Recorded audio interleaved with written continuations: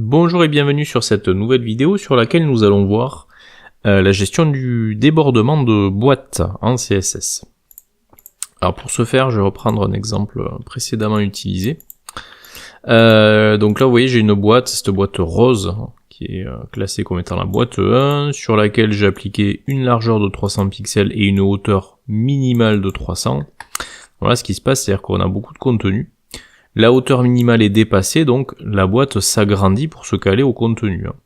Alors, contrairement à la propriété height, qui elle fixe la hauteur de 300, et à ce moment-là, le texte déborde.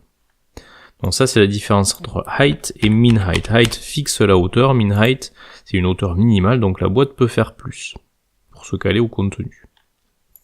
Mais si vous souhaitez garder une hauteur de 300, à ce moment-là, vous pouvez aussi gérer la manière dont le débordement va s'effectuer.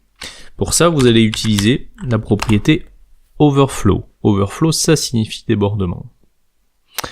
Alors, en overflow, vous pouvez très bien préciser hidden, auquel cas le débordement est masqué, c'est-à-dire qu'on ne voit pas les éléments qui sortent, qui débordent de la boîte. Pourtant, ils sont présents, mais on ne voit pas le débordement. Si vous mettez un overflow visible, à ce moment-là c'est le cas par défaut, c'est-à-dire qu'on voit le débordement s'effectuer.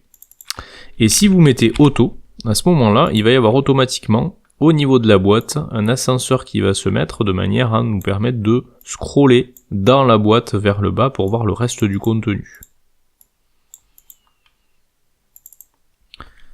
Donc c'était tout bête, mais c'est ce que je voulais vous montrer par rapport au débordement.